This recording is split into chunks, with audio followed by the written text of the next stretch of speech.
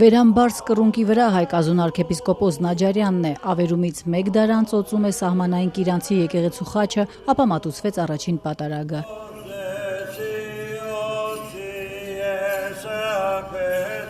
1880-ականներին կառուցված Սուրբ Երրորդությունն ավերվել էր խորհրդային տարիներին, այն վերանորոգվել է կառավարության միջոցներով։ Ավերվել է եւ վերածվել է պահեստի եւ 2023 թվականին կառավարության որոշմամբ միջոցներ հատկացվեցին 64 միլիոն դրամ եկեղեցին վերականգնելու համար եւ այսօր տեղի ունեցավ եկեղեցու օծումը Հայաստան-Ադրբեջան պետական սահմանից ընդամենը 30-40 մետր հեռավորության վրա։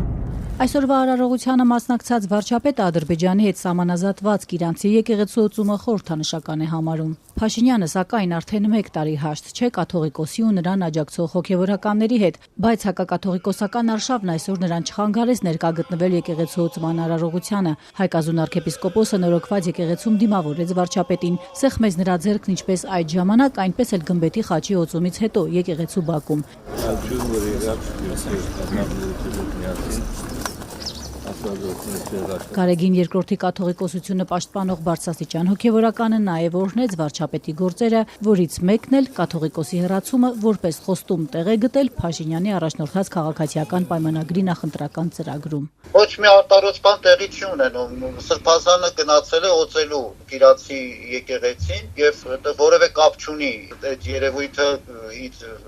չգիտեմ նախկինում եղած այդ արգելքի հետ կապված այդ գործընթացներ բացարձակ կապ չունի։ Սրբազանը եպիսկոպոսը գնացել է օծելու տվյալ եկեղեցին։ Մայրաթորի տեղեկատվական համակարգի տնօրեն Տեր Եսայի Քահանա Արթենյանի կարծիքով ամիսներ շարունակ եկեղեցիներում պատարագների մասնակցող Փաշինյանի վարքագծում փոփոխություն կա։ Եթե նախկինում վարչապետն այցելում էր այն եկեղեցիներ, որոնք փաստացի գտնվում էին կարգալույծ եղած քահանաների ձեռքում, ինչպես օրինակ Հովանավանքը, ապա վերջերս սկսել է մասնակցել ոչ կարգալույծ քահանաների մատուցած պատարագներին։ Բնականաբար հանուր այսպես որոշակի լարվածություն, թուլացում տեսնում ենք, բայց չեմ կարծում, որ դրանից պետք է ինչ-որ կոնկրետ եզրահանգումներ անել։ Այսօրվա պատարագում հնչել է նաև կաթողիկոսի անունը, իսկ Գարեգին II անունը չտալը ամիսներ շարունակ Փաշինյանի պատարագներին մասնակցելու նախապայմանն էր։ Քահանաների կաթողիկոսի անունը զեղչելու գործին անգամ ազգային անվտանգության ծառայությունն էր միացել։ Տեր Եսայի խոսքով վարչապետի այսօրվա այցի մասին տեղեկացել են մամուլից։ Աստծո դռները բաց են բոլորի առաջ, շեշտեց Մայրաթորի տեղեկատվական համակարգի տնօրենը։ Բաց են բոլորի համար, ով կուզի կարող է գնալ մասնակցել, որևէ խնդիր չեք տեսնում։ Այսօրվա կարգը մատուցած հայկազուն սրբազանը Գարեգին II ու այլ բարձրաստիճան հոգևորականների հետ մեղադրյալի կարգավիճակ ունի